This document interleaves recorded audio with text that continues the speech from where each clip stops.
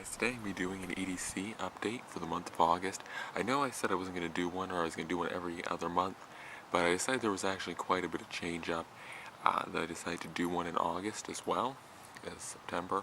So without any further ado, let's get into August. Start off, as you guys can see pretty predominantly here, these are Oakley radar locks.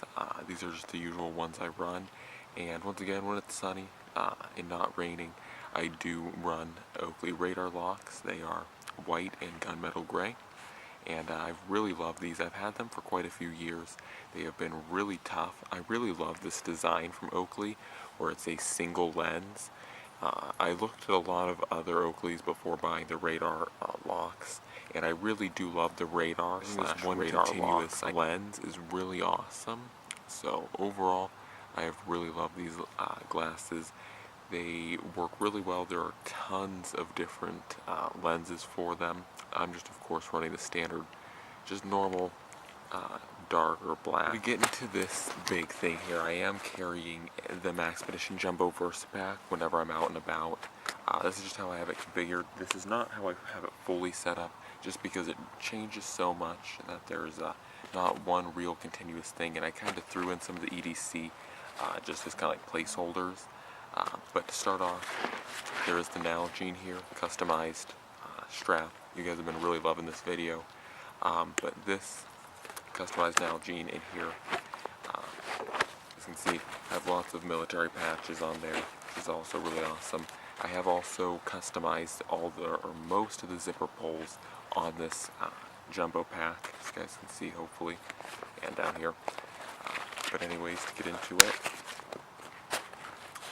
So to get into this main pack, what I generally carry in here is just my daily planner and a book. I'll show you this. So right now, once again, this is just one of my books that I'm reading. It's actually a really awesome book, by the way, The Lean Startup. Really do recommend it. It's one of the many business books I read, or read, kind of am reading. And then I have the Write in the Rain daily planner there. At first, I really didn't know what to do with it a whole lot, but I have really gone into daily planning just because I am pretty forgetful. So I really love this setup here. You guys can see business cards, whole myriad of different writing devices, and then this big piece here. And I really do love this thing. It can just come right out of here. As you guys can see, you can just get like replacements for these. But you have this huge Write in the Rain thing, and there's even some organizational stuff here. I'm not really sure if this will ever get used on this side, just for the fact that in order to use this, you would have to remove this back plate here, so it would kind of take away from this gigantic and useful planner. But anyways, that is this, and once again, I use this a lot, particularly for business stuff, just for me to be reminded of who I need to contact, what I need to do in a day's time. And I really like this setup. I think it's really convenient, and it looks pretty awesome. So once again, like I said, there will just be books in here. Whatever I'm carrying in here for books will just be whatever's in there. I don't carry any tablets or any smaller computers in here, just for the fact that really with the evolution of phones, I really don't feel like I would need to have a full-on computer or a tablet in here, because the phone is so capable, especially for what I need to do. When I'm out and about, really I just like having the phone. So there's the phone. I will get into that later, and then, just kind of like placeholders for stuff. If I'm carrying any additional gear, this is pretty much where it goes. I don't really mess around with this pouch too much, other than hanging Malice or Molly stuff off of here. That's pretty much it. I do not run anything in this back pouch here. Once again, I don't really like running things in this back pouch, because when you do, unless it's right over this padding back here, you really feel whatever's in there. So I try and actually not run things in this back compartment, just for that fact. But you definitely could. Anyways, guys, if you want to learn more about this and see it configured for Bushcraft, do check out the link in the description. I have a review on this pack, and I think I'm actually going to throw my first impressions where I have it totally set up for a muzzleloader. But I'll throw those in the description if you want to see more about this particular pack in a less everyday carry environment, in a more bushcraft kind of setup. Start off with the pocket dump, or what I'm carrying here for gear. First off is the HTC 1M9 and its OtterBox Defender. Of course, is quintessential. I'm not really going to change this for a very long time. It's going to stay like this, and honestly, for cases, really not compelled to change the case. The OtterBox Defender has been really good at protecting this phone from any drops or any damage. I'm not sure if you guys can actually see, but that right around here has actually been pretty scuffed up, and you guys can see it has kept the phone very clean, and I really do like that. So the next is the Streamlight Stylus Pro. Coming back to this flashlight and really liking it. It is an awesome flashlight. It delivers just what you need as far as lumens go, and in a super convenient amount or profile. And I just overall really like this flashlight. I have been contemplating some through nights, but still, the only reason I haven't really changed flashlights is because this flashlight just works. So I haven't really had any need to change it. Once again, the good old Surge. I have tried to replace this in the past, but really the Leatherman Surge, for me, it just has everything I need. And since I bushcraft so often, or since I'm in the outdoors so often, I really find just having this thing on me all the time works best. That was one of my largest problems when I tried to move over to the Juice, was that I found myself having to make that mental note of when I was in an EDC environment, carrying the Juice, and then when I went over to bushcraft, which would most times even be the same day, I'd have to mentally re-put this on, because the Juice is not very apt, at least in comparison to this with the saw and the awl and everything, is not even close to as good as the Surge in the woods. And so I found that this particular tool just works for me, and it is pretty hefty. But honestly, for me, you'll just get used to carrying it. I've gotten used to carrying this big lug, but it really works for me in all environments, and especially with the amount I like to go back and forth with everyday carry and bushcraft. I really just like to have it on me all the time. Next, another heavy tool is the Benchmade 275 Adamas. I have not been carrying this knife as much since I got it. It, once again, much like this tool, is very big. It's very heavy, so you guys can see how thick it is. But I have kind of gotten back to it. I really have always loved the ergonomics on this knife. It is such a comfortable knife for as large as it is, and as for as blocky as it is. It really at least fits my hand very well. I really find that this knife is really awesome. I haven't been carrying it too much though, because this knife has really appreciated in value, and so I didn't want to put too much wear and tear on it, though I'm not sure I will ever get rid of it, just for the fact that I like having this one tank of a knife in my system just in case I ever need it. I especially like having it in my everyday carry rotations for the winter, just because it is such a big, thick knife. I know I can really trust it for harder situations like batoning if I ever needed to, any more extreme situation that I may encounter in the winter. That's why I've primarily liked it. But overall, like I said, I'm really getting back into it, and I really just love the way this thing feels.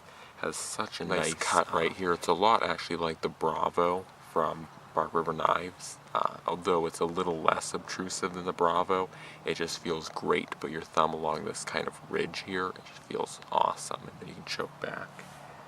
Overall, this is the knife, the primary knife I've been carrying. Follow suit with more Benchmade. I have been running the small 556 Reptilian mini grip. Once again, to kind of follow suit, these two are a lot alike. Have the same clip, same handle coloration. I really like the 556. It is really tiny in the hand. You can see I completely bury this handle, but I really like this thing for smaller tasks. And I have been, once again, carrying this more. I've kind of been getting back into these Benchmades. If you guys have been noticing the last few months, I have not been giving my Benchmades as much attention, but I am really getting back into them and kind of re-loving them. Next, to really quickly go over the bracelets. This one is definitely new. I know I've been showing a lot of ones because I have been so busy trying to make bracelets and designs for the company that I have not really wanted to spend any paracord bracelets for myself. So this one is of course a fire, just a normal Cobra fire, Solomon fire from ages ago. This one is new though. This is a dragon teeth, and I've really wanted to make the dragon teeth ever since I saw it. I just love this design, and so eventually got around to making it. I think this was a really interesting coloration. I really do like this. It's kind of a lightish brown with burnt orange in the middle. I think this contrast is just really awesome. I don't know about you guys, but I have always really loved, like I said, ever since I saw this design, I just knew that I really love this design. So I eventually did make one. And in case you guys also love this design, once again, the link's down below. I will try and remember to put it, but if not, it is in the store. The adjustable version of this, it is in a different color, still with orange. I think this design, personally, like I said, I really love it, and have a really nice change up in paracord bracelets.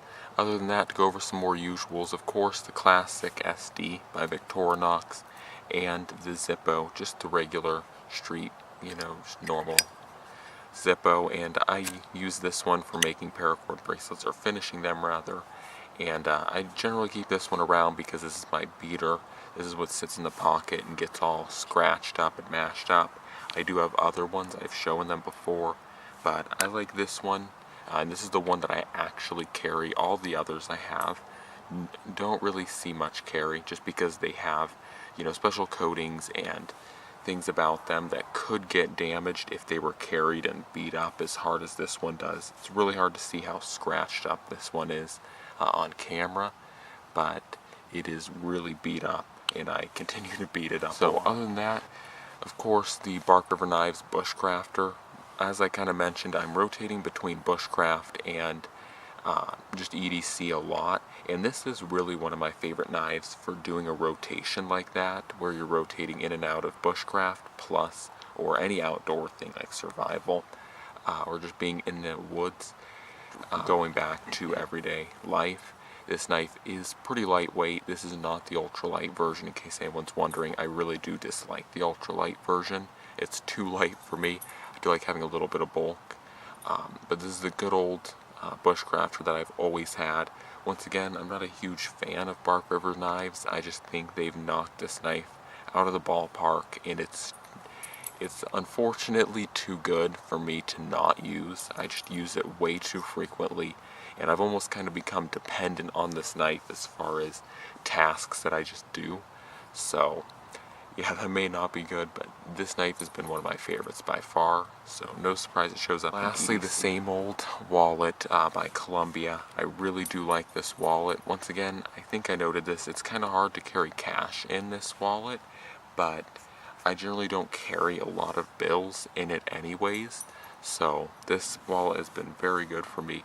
I really like this non-bifold. I really dislike bifold wallets. I find them really clunky when you go to try and buy things. I like these really slim designs where you can easily access your money without having to fold out this random contraption. For me, it's always been really awkward to try and pull out money from trying to unfold things. It just never works for me personally. Bifolds and trifolds just don't really work for me. So after many years of carrying a trifold, I just got so fed up with it, I just went over to this.